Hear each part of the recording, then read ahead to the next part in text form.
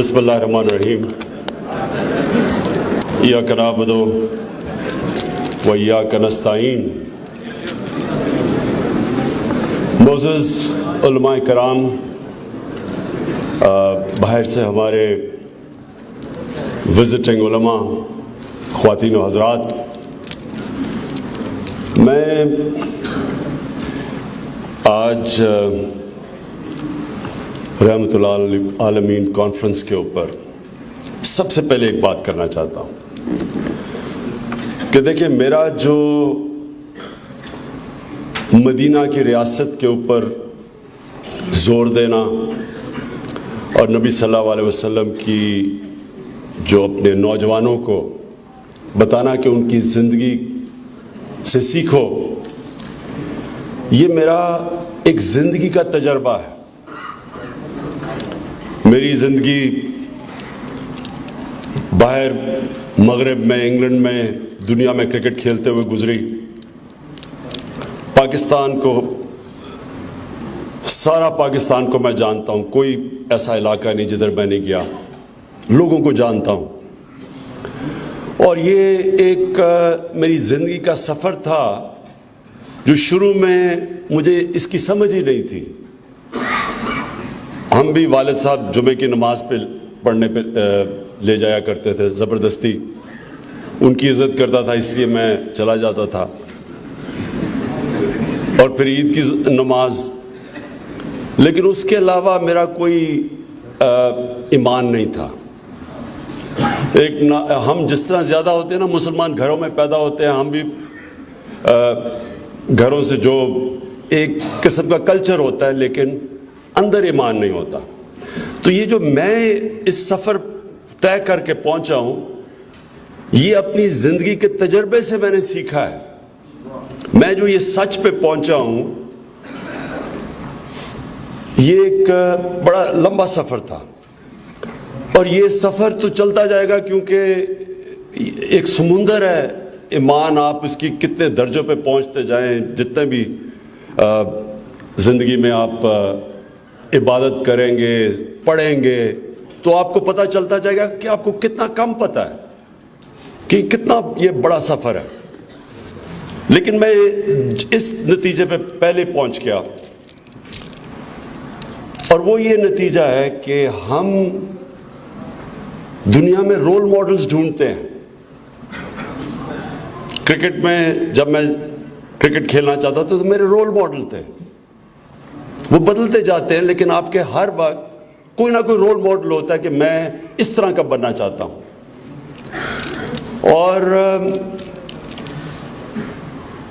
मैंने ये जब मैं बड़ा हो रहा था और बड़े सबसे मेरे माँ बाप ने अच्छे स्कूल में भेजा, वहाँ हमें कभी नहीं ये एहसास हुआ कि हमारा रोल मॉडल नबी सल्लल्लाहु अलैहि वसल्लम को बनना चाहिए। वो एक दीन था, वो एक अपनी तरफ था, हमें पढ़ाया जाता था, लेकिन जो रोल मॉडल थे वो और थे। कोई फिल्म एक्टर्स थे, कोई पॉप स्टार्स थे, कोई खिलाड़ी थे। हमें ये समझ ही नहीं थी कि जो दुनिया में सबसे अजीम रोल मॉडल है, उसके ऊपर हमारे स्कूलों में हमारी जो तालीम थी, उसने हमें उस तरफ नहीं लेके गया। तो मैं जो ये पहुंचा हूं, मैं आपको ये बताना चाहता हूं, मैं अपनी ज़िंदगी के तजर्बे से पहुंचा हूं। और मैं इस नतीजे पे पहुंच गया, और ये मैंने इलेक्शन से पहले ये बातें नहीं की, ताकि मैं ये नहीं चाहता था कि लोग ये मुझे कहें कि ये वोट लेने के लिए बातें कर रहा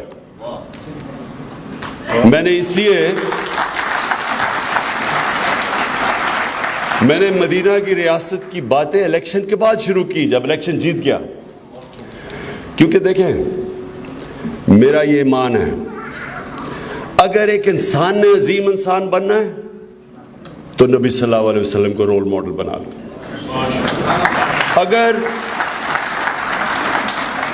अगर एक कौम ने अजीम बनना है तो मदीना की रियासत के उसूलों पे चल जाओ। क्योंकि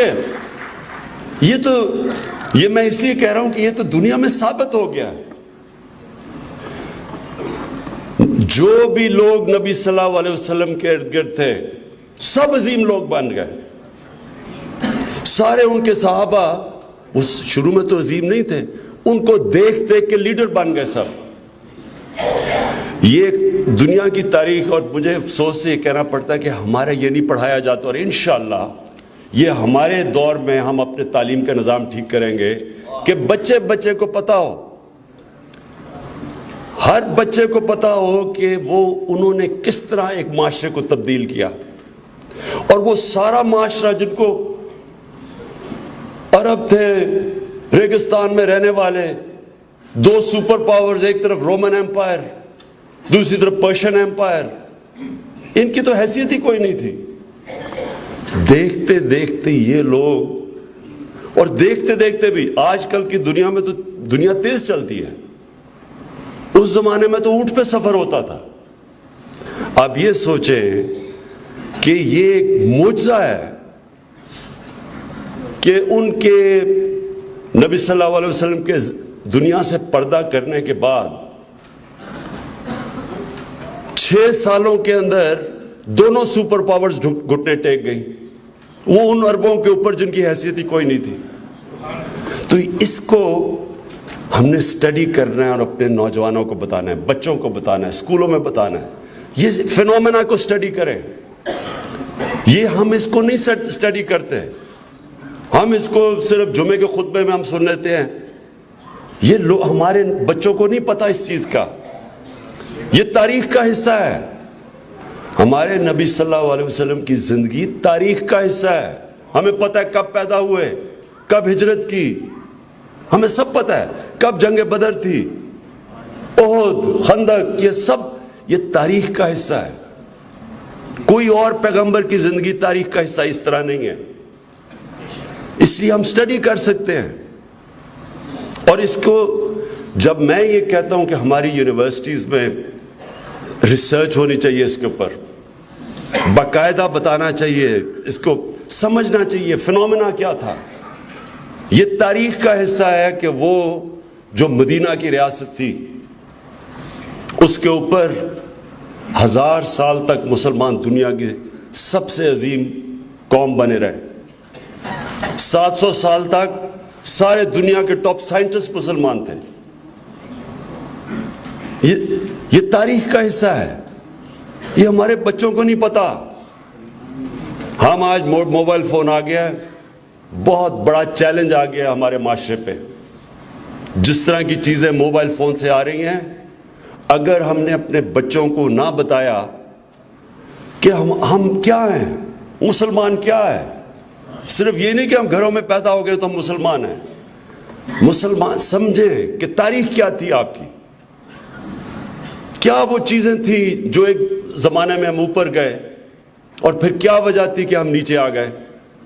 یہ علامہ اقبال جو میں سمجھتا ہوں کہ ایک ایسے اسکالر تھے, آج بھی آپ ان کا فلسفہ پڑھیں, ان کی جو ریسرچ پڑھیں, مغربی سویلائزیشن کو بھی وہ سمجھیں, اپنے بھی دین کو, تاریخ کو, اسلام کو.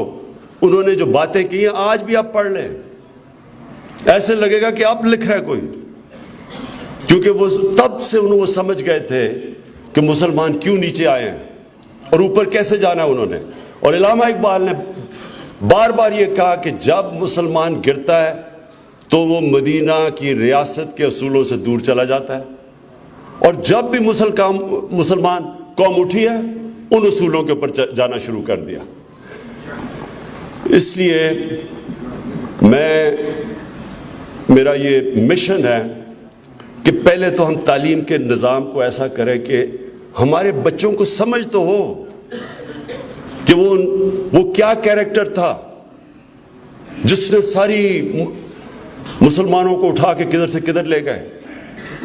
کیا وجہ تھی کہ انڈونیشیا اور ملیشیا میں لوگ مسلمان ہو گئے صرف مسلمانوں کا کیریکٹر دیکھ کے, تاجروں کا کیریکٹر دیکھ کے لوگ مسلمان ہو گئے.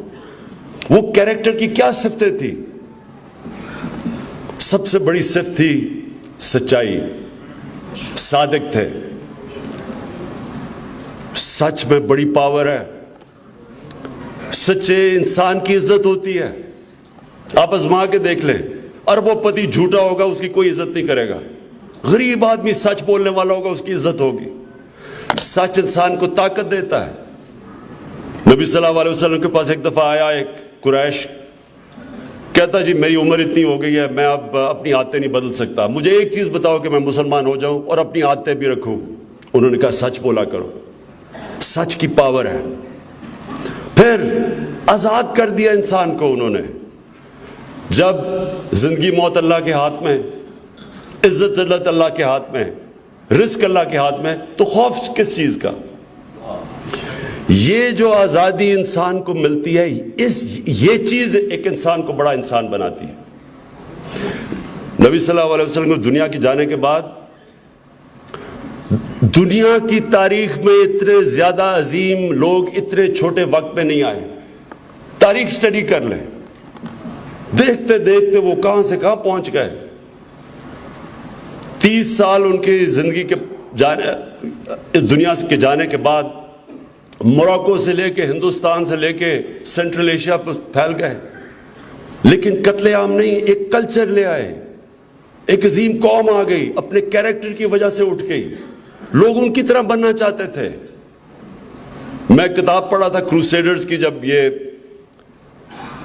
یہ یورپ سے کروسیڈرز گئے اور جو انہوں نے جروسلم کو فتح کیا، ایک انگریز کروسیڈر جب ان کا کیریکٹر دیکھتے تھے مسلمانوں کا، حالانکہ وہ نیچے جا رہے تھے، اب تک کمزور ہو چکے تھے، اس کے باوجود ان کے کیریکٹر اور ان کی بات کرتا ہے، پڑھنے والی کتاب ہے کہ وہ بالکل جنگلی تھے، ان کے مقابلے میں سچے لوگ تھے۔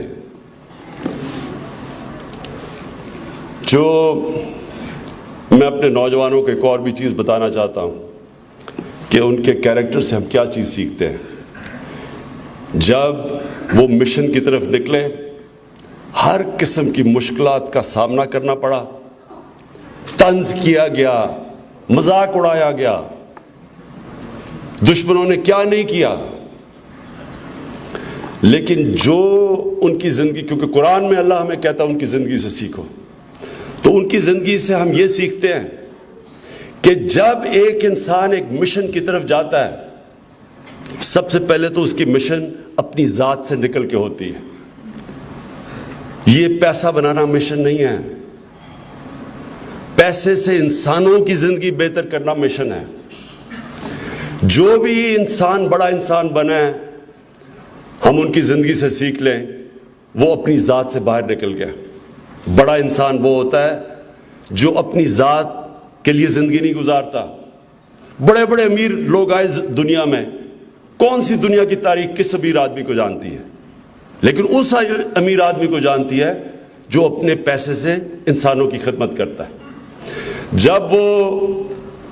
جب ان کی فوجوں نے فتح کر لیا سارا عرب، وہ انہوں نے اپنے اسی گھر میں رہے، مسجد نبوی میں، محلات نہیں بنائے۔ جب وہ جا رہے تھے دنیا سے، کوئی جائیدادیں نہیں چھوڑی اپنی، کوئی پیسہ نہیں بنایا۔ یہ جو پیسہ بنانا ہے، یہ سب سے زیادہ بت پرستی ہے۔ یہ ہم یاد رکھ لیں کہ ایک انسان جب تباہ ہوتا ہے، وہ اپنی زندگی کی مشن پیسہ بنا لیتا ہے۔ ہم نے اپنے نبی صلی اللہ علیہ وسلم کی زندگی سے ہمیں یہ پتہ ہے کہ وہ اتنے عظیم آدمی تھے۔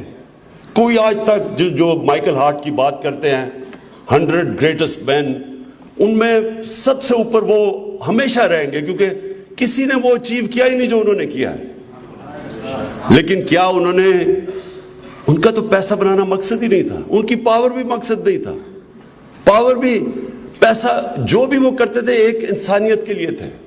جتنے بھی بڑے بڑے صوفی آئے اس برے صغیر میں، آج بھی ان کے مزاروں پہ چلے جاؤ، لاکھوں لوگ جاتے ہیں وہاں، کیونکہ وہ ان کی سنت پہ چل رہے تھے نبی صلی اللہ علیہ وسلم۔ وہ بھی بڑے انسان تھے، جو ان کے راستے پہ چلتا ہے وہ بڑا انسان بن جاتا ہے۔ نیلسن منڈیلا، میں اس کی مثال اس لیے دیتا ہوں کہ اس نے بھی 27 سال جیل میں گزارا۔ جو بھی ان کی کیریکٹرسٹک فالو کرتا ہے وہ اللہ اس کو اٹھا دیتا ہے۔ اس نے 27 سال جیل میں گزار کے سب کو معاف کر دیا جب وہ جیل سے باہر نکلا، اور ساؤتھ افریقہ کو خون سے بچا لیا۔ اور جب تک ساؤتھ افریقہ رہے گا لوگ اس کی عزت کریں گے. اسی طرح فتح مکہ کے بعد انہوں نے بھی سب کو معاف کر دیا. یہ بڑے انسان تھے. قائد اعظم کو ہم کیوں قائد اعظم کی عزت ہمیشہ کریں گے؟ ٹی بی یا کینسر سے ان کو پتا تھا کہ وہ زیادہ دیر زندہ نہیں رہنا تھا. انہوں نے اس کے باوجود پتہ نہیں چلنے دیا کسی کو کہ ان کے پاس زیادہ ٹائم نہیں ہے, کیونکہ شاید ان کے مخالف کو اگر پتہ چل جاتا تو پاکستان نہ بنتا. اپنی مشن زیادہ بڑی زندگی سے تھی, ذات کے لیے نہیں کر رہے تھے. اور پھر یہ بھی ہمیں پتہ ہے کہ وہ انصاف کرتے تھے. یہ جو بھی انہوں نے بات کی ہاشمی بیگم نے, کہ انہوں نے کہا کہ میری بیٹی بھی اگر وہ جرم کرے گی تو اس کو بھی سزا ملے گی. مطلب یہ ہے کہ ان میں رحم بھی تھا اور انصاف بھی کرنا تھا, یعنی کہ جرم کو وہ معاف نہیں کرتے تھے تاکہ معاشرہ اٹھتا تب ہے جب سزا اور جزا ہو معاشرے میں. اور وہی مدینہ کی ریاست تھی. کیا بڑی چیز تھی فلاحی ریاست. جو بھی ہمارے اعلی حضرت کے ہاشمی صاحب نے جو باتیں کی, انہوں نے کہا کہ بنیادی ضروریات اسٹیٹ ریاست کی ذمہ داری انسانوں کی پوری کرنے, اس کے بعد لوگوں کو انصاف دے کے آزاد کرو. جو انصاف ہے وہ انسانوں کو آزاد کر دیتا ہے. یہ جو ناانصافی ہے, یہ ایک ملک کے اندر سب سے بڑا جو ظلم ناانصافی کا ہے, میرٹ ختم ہو جاتی ہے معاشرے سے. معاشرے میں میرٹ ختم ہوئی, معاشرہ کبھی اوپر مقابلہ دنیا کا کر ہی نہیں سکتا. جو مدینہ کی ریاست میں جو اتنے بڑے عظیم لوگ اٹھے تھے, وہ کوئی اپنے خاندان تو بڑے بڑے نہیں تھے. وہ جو لوگ اٹھے وہ میرٹ کے اوپر. آپ وہی جو ایک کتاب بڑی زبردست ہے کہ جب یہ ایک دم دنیا میں پھیلے تو آپ کو پتہ چلے گا سب سے بڑی چیز میرٹ تھی. وہاں جو اچھا کام کرتا تھا وہ اوپر آ جاتا تھا. یہ ہے مدینہ کی ریاست جو اٹھی, میرٹ, انصاف. پھر تعلیم کے اوپر زور دیا. جو ابھی بابر وان کہہ رہے تھے کہ جنگ بدر کے بعد انہوں نے ایجوکیشن ایمرجنسی زور ڈالا تعلیم کے اوپر. اس لیے تو نہیں 700 سال تک سب سے جو ٹاپ سائنٹسٹ تھے مسلمان تھے.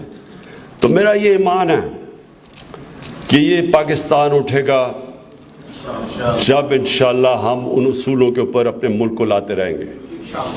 کئی میرے لوگ بار بار مجھے کہتے ہیں کہ کدھر ہے جی یہ نیا پاکستان, کدھر ہے مدینہ کی ریاست. میں ان کو یہ سمجھاتا ہوں کہ وہ پہلے دن نہیں بن گئی تھی.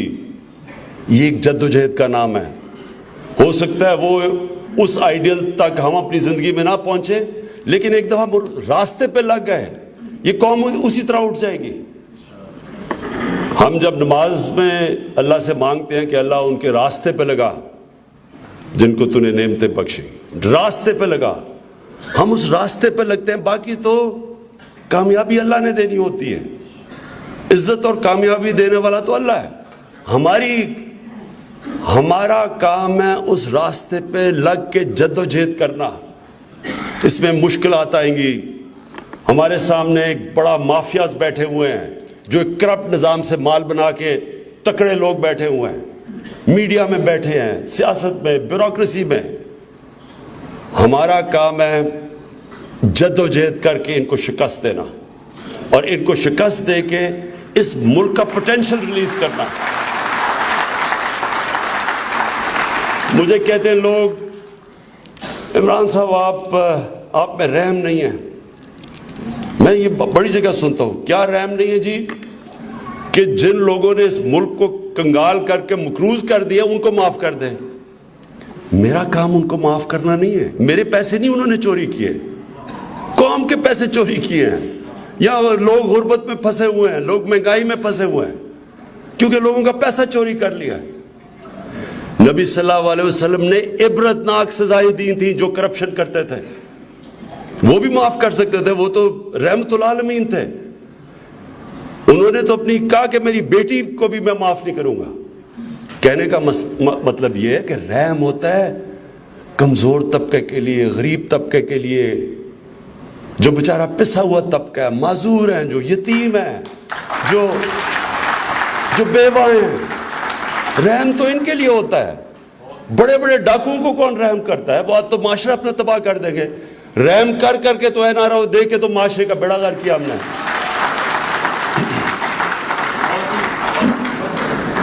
یہ میرا ایمان ہے کہ ہم نے اپنے بچوں کو صرف ان کی جو نبی صلی اللہ علیہ وسلم کے کیریکٹر کی صرف جو مین کوالٹیز تھیں وہی اگر ہم اپنے بچوں کو بتانا شروع کر دیں.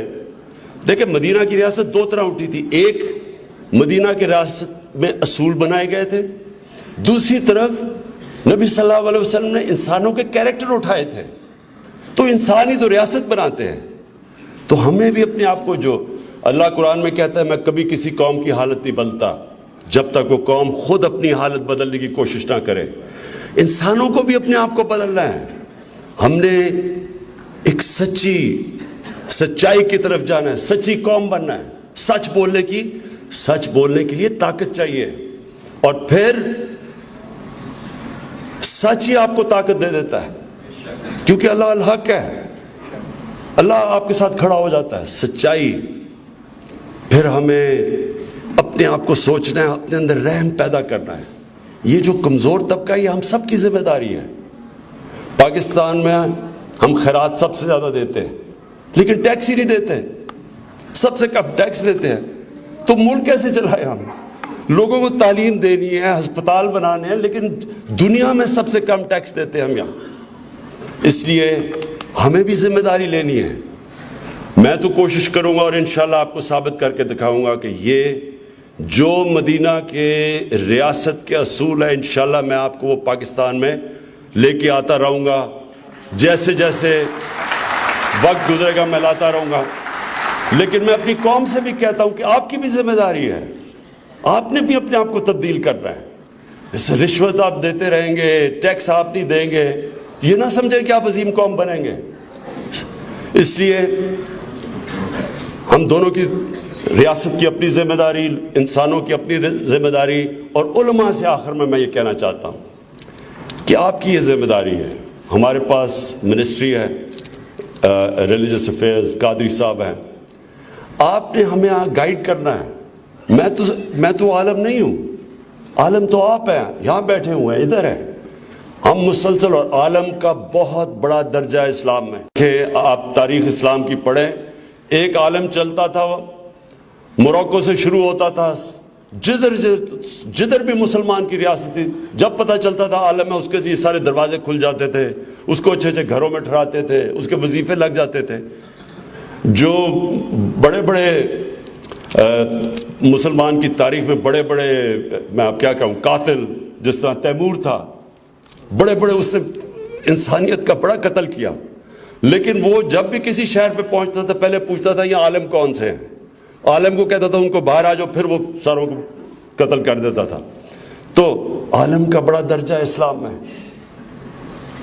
عالم کا درجہ اسلام میں. اور میں چاہتا ہوں کہ آپ بھی ہماری مدد کریں، اس کے اندر مدد کریں ہماری، تاکہ ہم وہی اصولوں کو بنائیں اور ہم اس کے بعد اپنی یونیورسٹیز میں یہ پڑھائیں، اپنے اسکولوں کے اندر بچوں کو بتائیں کہ مسلمان ہے کیا کوالٹیز چاہیے مسلمان کے لیے. وہ بنیادی کوالٹیز پہلے بتائیں، پھر اسلام کی تاریخ بتائیں.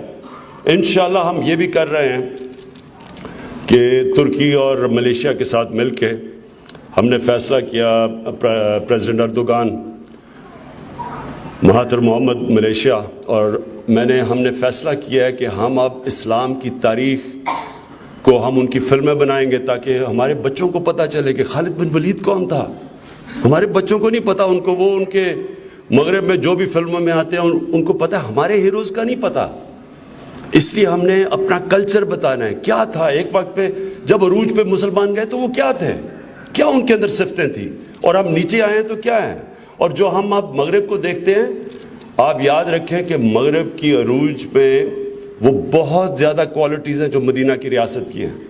آج آپ اسکینڈینیویا چلے جائیں، آپ وہاں دیکھیں گے کہ جو فلاحی ریاست اسکینڈینیویا میں ہے مسلمان دنیا میں ویسی نہیں ہے. جو انصاف ہے وہاں ہمارے ملکوں میں نہیں، جو رحم ہے، جو ان کی عدالتوں انصاف دیتی ہیں. یہاں طاقتور کے لیے ایک قانون ہے، کمزور کے لیے دوسرا ہے. وہاں نہیں ہے. اس لیے جو بھی ان اصولوں پہ چلے گا, چاہے وہ کافر ہو, جو بھی ہو, اس نے اوپر چلے جانا ہے. اور ہم وہ جو کھو بیٹھے ہیں, ہم نے اب چیزیں واپس لا کے آ دی. جو علامہ اقبال بار بار کہتے رہے مسلمانوں کو کہ وہی جو سبق پھر پڑھ, جو وہ کہتے تھے کہ کیسے مسلمان اوپر گئے تھے, وہ پھر ہم نے اپنے آپ کو لے کے جانا ہے. اور یہ جو ہم کہتے رہتے ہیں جی میں لاہور کو پیرس بنا دوں گا تو میں ایشین ٹائیگر بنا دوں گا, ہم نے پاکستان کو انشاءاللہ مدینہ کی ریاست کے اصولوں پہ ایک عظیم قوم بنانا ہے. بہت شکریہ.